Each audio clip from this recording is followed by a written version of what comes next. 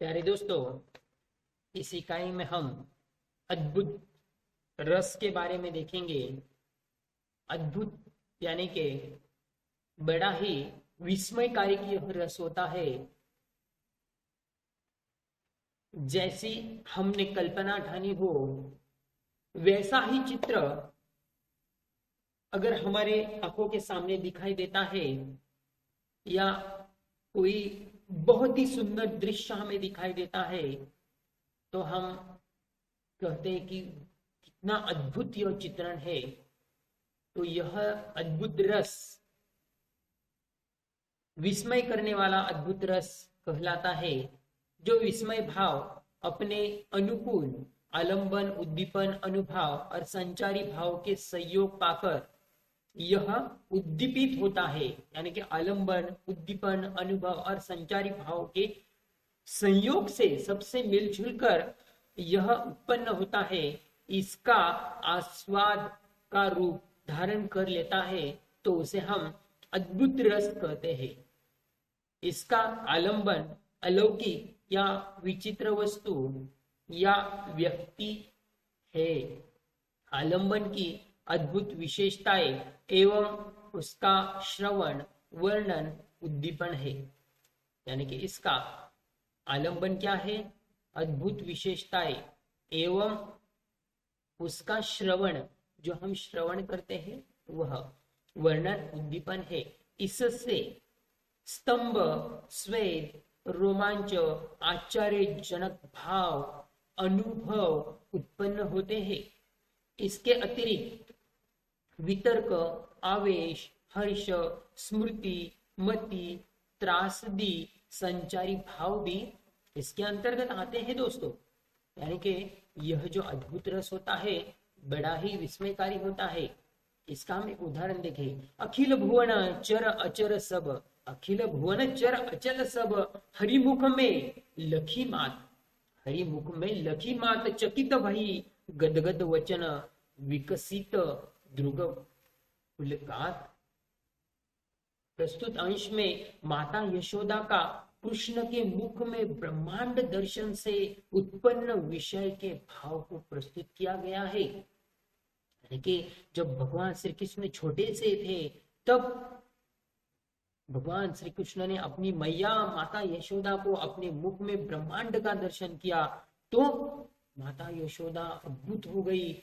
हाय मेरे लल्ला, हाय मेरे लाल, कितना है तू बड़ा, अपने मुख में सारे ब्रह्मांड को तुमने समा लिया। तो ऐसा अद्भुत रस होता है दोस्तों। यानी कि हम भी हमारे जीवन में जब जैसा मन में चित्र बना लेते हैं, या ऐसा स्वप्न हम देख लेते हैं, और वह स्वप्न सचमुच में अगर हमारे आंखों के सामने सच होता है, तो हम अद्भुत हो जाते हैं कि नहीं, हम महसूस करते हैं कि मैंने कभी कभी तो कहा ऐसे स्वप्न को, ऐसे चित्र को मैंने कहीं देखा था, ऐसा हमें एहसास होने लगता है। तो यह अद्भुत रस के कारण ही होता है दोस्तों। तो यह इतना विस्मयकारी होता है यह अद्भुत रस। अगला हम देखेंगे शांत रस, यानी कि यह भी बहुत मायने रखता है। शांत यानी कि शांत रस के बारे में आप सबको पता है कि मौनस्य सर्व साधनम, यानी कि मौनस्य सर्व साधनम, जो मौन रहते हैं, शांत रहते हैं, वह हमेशा सर्व साध्य कार्य अच्छी तरीके से कर लेते हैं।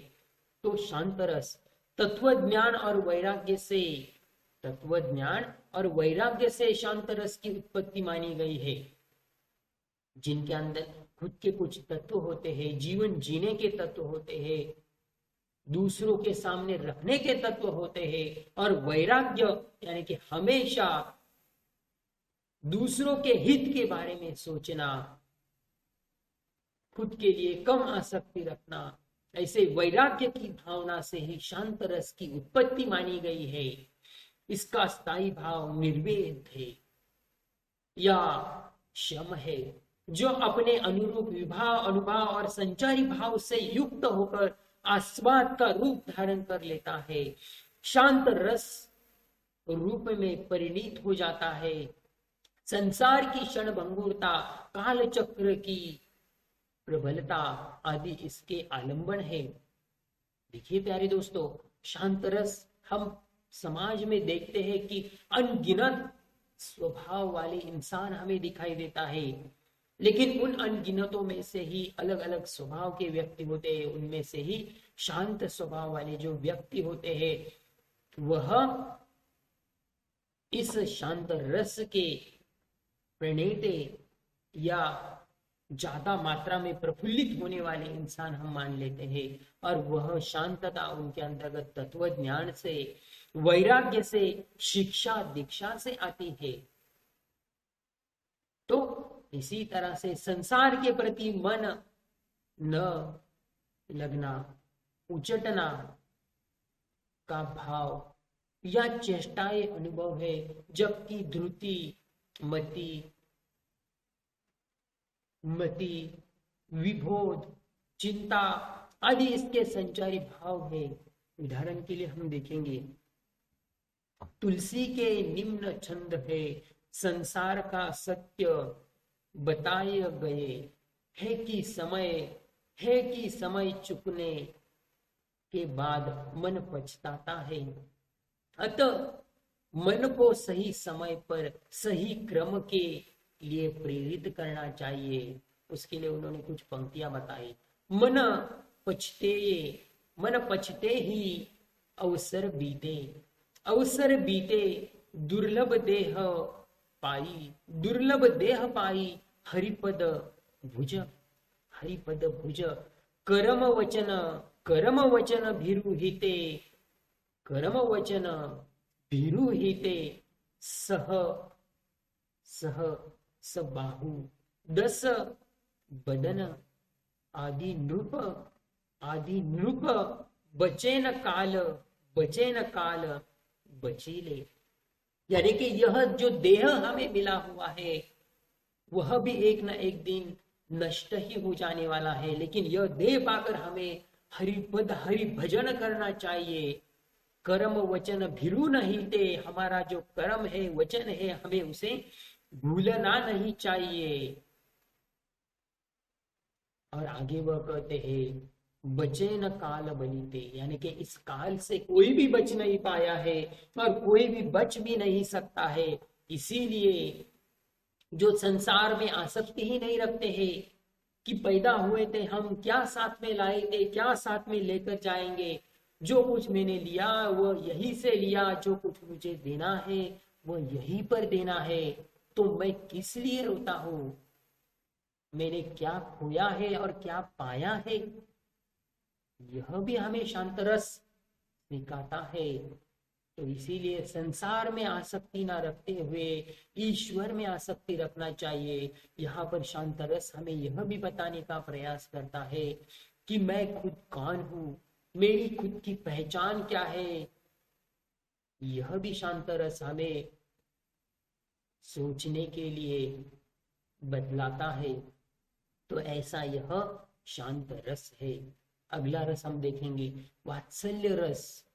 यानी दोस्तों देखिए, वात्सल्य रस यानी कि हमें हर किसी के प्रति वात्सल्यता होता है, प्रेम होता है, प्रेम की भावनाएं होती है।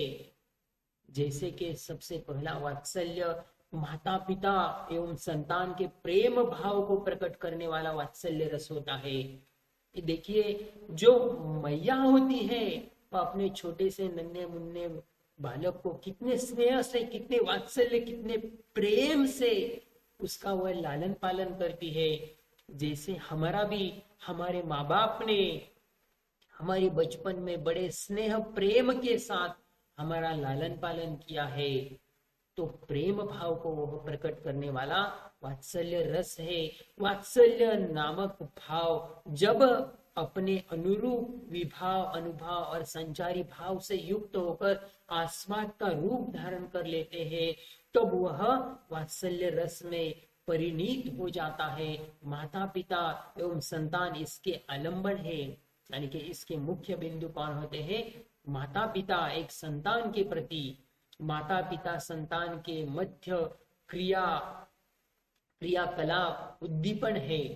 आश्रय की चेष्टाएं, प्रसन्नता का भाव आदि इसके अनुभाव है, जबकि हर्ष, गर्व आदि इसके संचारी भाव है। इसका एक बड़ा ही सुंदर उदाहरण देखा जा सकता है, जिसमें बालक कृष्ण को घुटने के बल चलते देख यशोदा की प्रसन्नता का वर्णन किया गया है।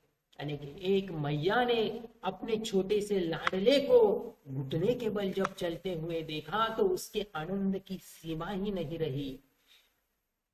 क्या कहते हैं वो उदाहरण में, किल किलत नन्ना घुटवानी आवत मचियमय कनन नंद के भांजन बिंब परखियत दतात बालदशामुख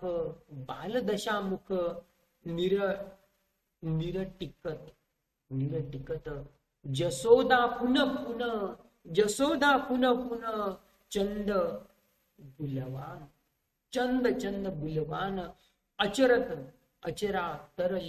अचरा तरले ढकी सुर के प्रभु को दूध पिलावत। यानी कि बड़ा ही सुंदर, जब मैया ने देखा उसका नन्हा मुन्ना उसने घुटने के बल पर चल रहा है, तो वह बार बार उसे देखते है और आनंदमय हो जाते। इस तरह से प्यारे दोस्तों, यह वात्सल्य रस होता है। वात्सल्य रस की अगर हमने आज भी व्याख्या करनी चाहिए तो उसकी निश्चित व्याख्या हम कर ही नहीं सकते हैं, क्योंकि वात्सल्य हमें किसी के भी प्रति होता है, और खासतौर पर वात्सल्य जो हमारे प्राणी होते हैं, संसार में रहने वाले लोग होते हैं, उनके प्रति भी हमें वात्सल्य रखना चाहिए, ना कि निर्जीव वस्तुओं पर हमें वात्सल्य रखना चाहिए। जो मूर्त रूप में है, सजीव रूप में है, उन पर हमें वात्सल्य रखना चाहिए। यही वात्सल्य रस की भावना हमारे अंतर्गत रहती है।